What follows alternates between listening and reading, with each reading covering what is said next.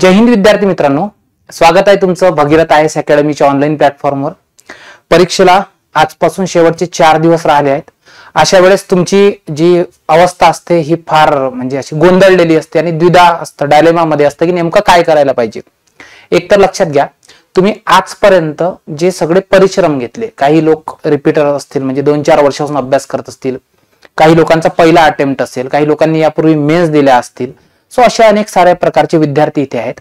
मग अशा वेळी शेवटच्या 4 दिवसामध्ये काय करायचं आणि अशा वेळेस आपली जी मानसिक स्थिती आहे, ठीक आहे, म्हणजे स्वतःला कशा प्रकारे धीर द्यायचा, या 2-4 मुद्द्यांवर एक विद्यार्थ्यांच्या भावनेतून मी बोलतोय। कारण की जसा मी जेव्हा परीक्षेला अपियर व्हायचो तेव्हा माझीही तीच अवस्था असायची जी तुमची आहे, ठीक आहे। यानंतर सरांचं एक लेक्चर येईलच, रंजन सर तुम्हाला सांगतीलच की बाबा कशा प्रकारे एक्झाम हॉलमध्ये तुम्हाला परीक्षेसोबत डील करायचं आहे आणि आतापर्यंत जो अभ्यास केला आहे त्याचं जे रिफ्लेक्शन आहे ती तुमची एक एक्झाम आहे। तर त्या संदर्भात सर्व एक लेक्चर लवकरच अपडेट होईल। तत्पूर्वी मी तुम्हाला सांगतोय की या 4 दिवसात तुम्ही काय करायला पाहिजे। तर सर्वात पहिले एक लक्षात घ्या, तुमच्यामध्ये 2 प्रकारचे विद्यार्थी आहेत। पहिला विद्यार्थी आहे ज्यांना एक्झामचा अनुभव आहे, तो आपण असं म्हणूया की एक्झामचे अनुभवी असे विद्यार्थी आहेत। आणि दुसऱ्या प्रकारचे विद्यार्थी आहेत जे नवखे आहेत, जे नवीन आहेत, ज्यांना ही पहिली एक्झाम आहे। आता त्यापैकी काही विद्यार्थी असे आहेत की ज्यांनी टेस्ट सिरीज जॉईन केल्या होत्या आणि ज्यांनी टेस्ट सिरीज वगैरे जॉईन केल्या होत्या त्यांना बऱ्यापैकी एक्झाम हॉल मधलं अनुभव राहतं की नेमकं कशा प्रकारे आपले अटेम्प्ट किती होतं, स्कोर किती वगैरे येतं। काही विद्यार्थी असे आहेत की ज्यांनी टेस्ट सिरीज जॉईन केली नाहीये। तर यावेळेस मी तुम्हाला सांगेल, सर्वात प्रथम आपण बोलूया की या 4 दिवसात तुम्ही काय करायला पाहिजे। नंबर 1, सर्वात पहिले तर स्वतःवर दृढ विश्वास ठेवा की मी आतापर्यंत जो अभ्यास केला आहे तो प्रामाणिकपणे मी अभ्यास केला आहे आणि आता मी डील करणार आहे। काय होत असतं माहिती आहे का, बऱ्याचदा असं असतं की तुम्ही वाचलं तेच एक्झाम मध्ये येतं, बऱ्याचदा असं होतं काही तुम्ही स्किप केलं ते एक्झाम मध्ये येतं। असं 2 प्रकारे होऊ शकतं। पण आपण आतापर्यंत जे प्रामाणिक प्रयत्न घेतले आहेत ना, ते प्रामाणिक प्रयत्न नक्कीच काय असतं फळाला येतील। आणि एक लक्षात ठेवायचं, ही एमपीएससी आहे, सरळ सेवा नाही की वाचलं काहीतरी वेगळं आणि आलं काहीतरी वेगळं। जे वाचलं ना तेच एक्झाम मध्ये येतं। दुसरा महत्वाचा मुद्दा हा आहे की या 4 दिवसात काय रीड करायचं, तर मी तुम्हाला सांगेल मोस्टली तुम्ही करंट अफेअर आहे ना याला रिकॉल करा, ठीक आहे। एक स्वतंत्र दिवस द्या, यापूर्वी तुम्ही केलंच आहे, आणि या करंट अफेअरला रिकॉल करा। कारण काय असतं माहितीये का, करंट अफेअर हा जो विषय हा 15 मार्क्सला आहे आणि यामध्ये ना पाठांतराचे मुद्दे खूप चांगले असतात आणि करंट हा पैकीच्या पैकी मार्क्स देणारा असतो। म्हणून बऱ्याचदा असं असतं की काही करंटचे मुद्दे असतात ज्याच्यावर युट्यूबर, अनेक सारे युट्यूबर काय बनवतात, व्हिडिओ बनवतात, तर त्यांची व्हिडिओ सेशन वगैरे करू शकता।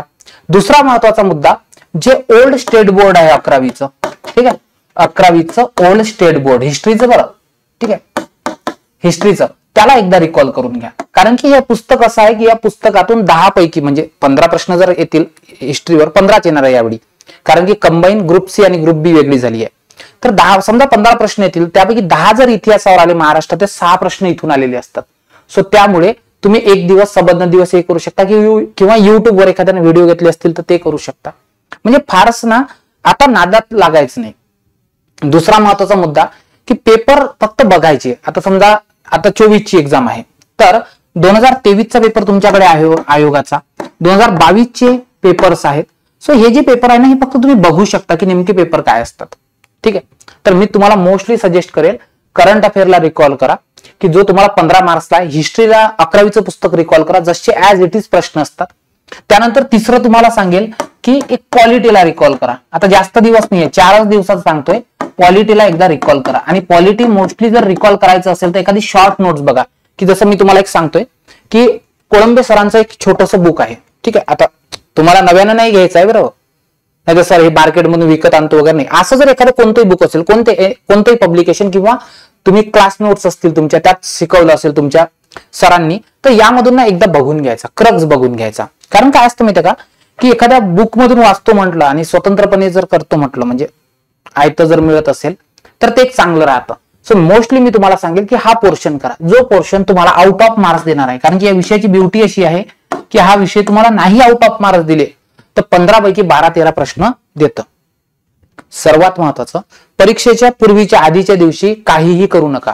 जर करायचं असेल तर काही फॅक्ट्स असतील करंट अफेअर मधले, म्हणजे जसं की फॉर एक्झाम्पल मी तुम्हाला सांगतोय की परकीय व्यापाराचे राहतं, एफडीआय करणारे 5 देश, व्यापार भागीदार करणारे 5 देश, सो अशा गोष्टी करायचं. लोकसंख्येचा डेटा आहे तो शेवटच्या दिवशी करायचं. काही विविध महत्वाच्या समित्या असतात त्या करायच्या. भूगोलातली समजा औष्णिक विद्युत केंद्र आहेत, ठीक आहे. त्यानंतर क्वालिटी मधले काही स्टेटमेंट्स आहेत. सो अशा गोष्टी तुम्ही करू शकता. कळलं का? पण मी तुम्हाला एक सांगेल की या 4 दिवसात स्वतःला त्या प्रकारे मेंटेन करा. फारसं गोंधळात पडू नका. म्हणजेच तुम्हाला काय करायचं आहे, समजा मी असं समजा गृहीत धरू की 28 तारखेला तुम्ही व्हिडिओ बघताय. 28, 29, 30, 31, 1 असे तुमच्याकडे 5 दिवस आहे. जर तुम्ही 29 पासून करता असे 4 दिवस तुमच्याकडे आहे, तर एक दिवस सबंध दिवस करंट अफेअरला द्या, ठीक आहे. किंवा बऱ्याचदा काय असतं, आता फॉर एक्झाम्पल समजा की माझा 1 डे मी रिव्हिजन सेशन घेतला आहे, ठीक आहे. भगीरथ IAS अकॅडमीच्या ऍपवर फ्री मध्ये 1 डे रिव्हिजन सेशन घेतलाय करंटचं. फ्री आहे. त्या सेमिनार मध्ये जायचं, माझा व्हिडिओ बघून घ्यायचा. म्हणजे तुम्ही वाचलं त्यापेक्षा कोणीतरी समजून सांगितलं ऑब्वियस चांगलं आहे. कळालं का तुम्हाला? दुसरं महत्वाचं, 11वीच्या पुस्तकाचा एखादा व्हिडिओ असेल तो बघा. पॉलिटीचा एखादा व्हिडिओ असेल, याआधी तुम्ही एखादा सेमिनार परचेस केला असेल, काही केलं असेल तर ते बघा. सो अशा प्रकारे 3 दिवसात तुमचं होऊन जातं. आणि सर्वात महत्वाचं की कोणत्याही क्षुल्लक गप्पा मारत बसू नका, नाही का? नाहीतर चहाच्या टपरीवर गेलो, मागच्या वर्षी इतका कट ऑफ आला होता, पेपर कठीण राहतो असं. आता मला काल एका स्टुडंटचा कॉल आला मनमाळवरून. तिने सांगितलं की सर मी मागच्या वेळी PSI ला काय झाली होती, क्वालिफाय झाली होती, पण मला PSI करायचं नव्हतं आणि राज्यसेवेत माझा स्कोर फारच डाऊन आला. जसं आज राज्यसेवेची की आली, बऱ्याच साऱ्या मुलांना असं वाटायचं की बाबा ठीक आहे 9 प्रश्न कॅन्सल होतील, पण आयोगाने 3च प्रश्नाची उत्तरं चेंज करून दिले. सो त्यामुळे बऱ्याच साऱ्या मुलांची आन्सर चेंज झाले. मग त्यांच्या समोर असं ती राज्यसेवा मेन्सला प्रिपेअर करत होते. आता 4 दिवस राहिले. सो ते गोंधळलेल्या परिस्थितीत आहेत. तर एक लक्षात घ्यायचं की आपण जी वर्षभर मेहनत केली आहे त्या वर्षभराच्याच रिफ्लेक्शन काय आहे, ही एक्झाम आहे. सो 4 दिवसात एक्झाम कम्प्लीट होईल अशी ही एक्झाम नाही. आपण ऑलरेडी मेहनत घेतलीच आहे, ती सर्वात महत्वाची. म्हणून तुम्हाला सांगेल की 29 तारखेला तुम्ही पूर्णतः करंट अफेअर करा दिवसभर आणि कोणाशीही काहीही क्षुल्लक गप्पा मारत बसू नका. डिस्कस करू नका पेपर पॅटर्नवर, जुन्या गोष्टीवर. 2-4 दिवस निगेटिव्ह लोकांपासून दूर राहा, ठीक आहे. त्यानंतर 30 तारखेला काय करा, 30 तारखेला तुम्ही ओल्ड हिस्ट्री आहे, ठीक आहे. ओल्ड हिस्ट्री आहे 11वीचं पुस्तक, ते बघून घ्या. एका दिवसात वाचून होतं आणि निवांत एकदम शांततेनं. त्यानंतर 31 तारखेला काय करायचं, 31st ला फक्त अंगात येऊ द्यायची नाही, नाहीतर मग 31st असतात काही लोक एन्जॉय करतात, नाही. 31st आपण 4 फेब्रुवारीला करू, 3 फेब्रुवारीला करू, ठीक आहे. 31 तारखेला काय करायचं, 31 तारखेला तुम्ही पॉलिटीचा तो कोर पोर्शन करायचा, कोर पोर्शन जो परीक्षेला येतोय, क्लिअर. आणि मस्त 1 तारखेला निवांत राहायचं. मस्त वेब सिरीज असेल, एखादा आवडता मूवी असेल, काही असेल ते बघा.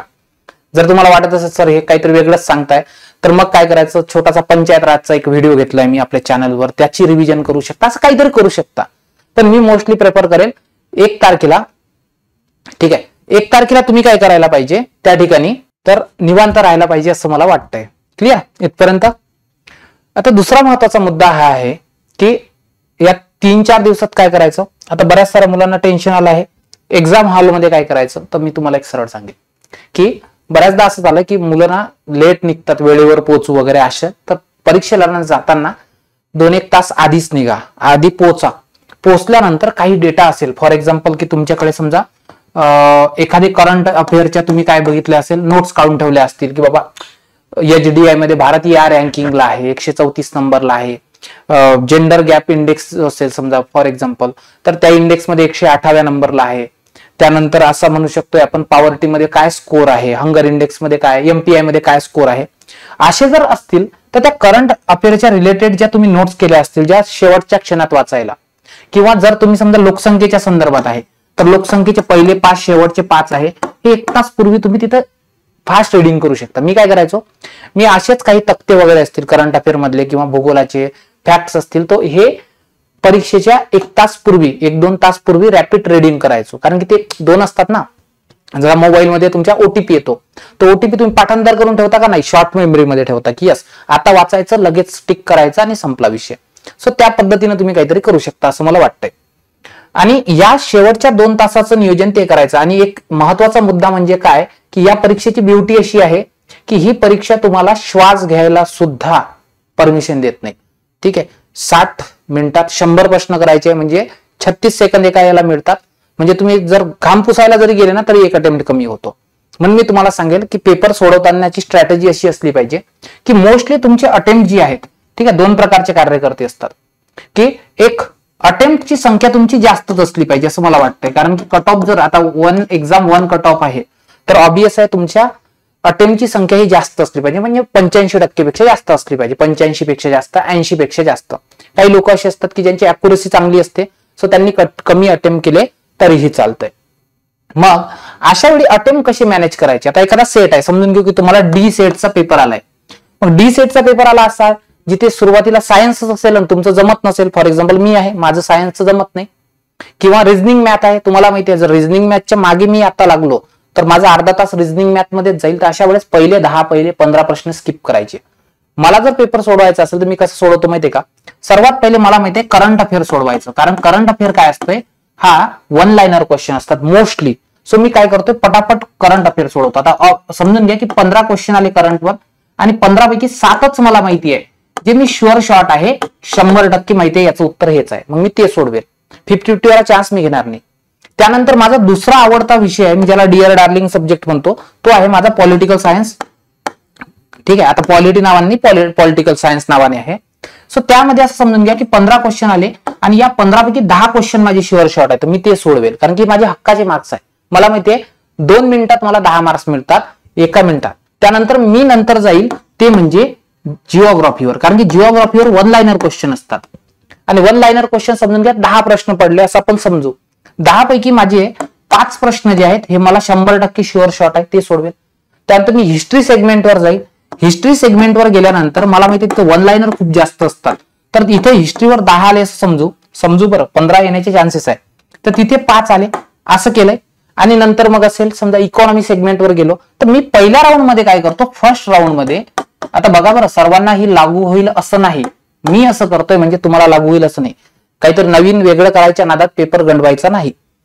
मी पहिल्यांदा काय करेल, फर्स्ट राऊंड मध्ये मला शुअर शॉट माहित असणारे सोडवेल आणि हा बेस्ट वे आहे तुमचे अटेम्प्ट करायचे. असं समजून घ्या फर्स्ट राऊंड मध्ये मी काय केलंय, मी 40 to 45 क्वेश्चन सॉल्व्ह केले, कारण की प्रत्येकाला याची उत्तर येत असतात. 45% पेपर असा असतो. पेपर कसा फॉर्म होत असतो की असं समजून घ्या, जे 40 क्वेश्चन असतात ते असे असतात की जे कोणालाही येतात, इझी लेवल मध्ये असतात. 30 क्वेश्चन असतात जे मॉडरेट लेवलला असतात आणि 30 क्वेश्चन असतात जे हार्ड लेवलला असतात. असा पेपरचा पॅटर्न असतो आतापर्यंत कंबाईनचा, जसे माझे अनुभव आहेत. मग मी 40-45 सोडवले. मी काय करेल आता सेकंड चान्स घेईल आणि सेकंड चान्स मध्ये मी काय करेल, या ठिकाणी ठीक आहे रिझनिंग मॅथला थोडा वेळ देईल. एक तर माझं रिझनिंग चांगलं असेल तर रिझनिंगला देईल, मॅथ्सला देईल, पण कॅल्क्युलेटिव्ह टाइम. असं नाहीये की बाबा मी मग त्या एका गणिताच्या मागे लागलो. काय असतं, एका क्षणात जर ओळखता आलं याचं उत्तर काय आहे, मला जमू शकतं गणित, त्याच्या मागे लागायचं. खतरो के खिलाडी बनवायचं नाही की नाही मला हे उत्तर सोडवायचं आहे, नाही.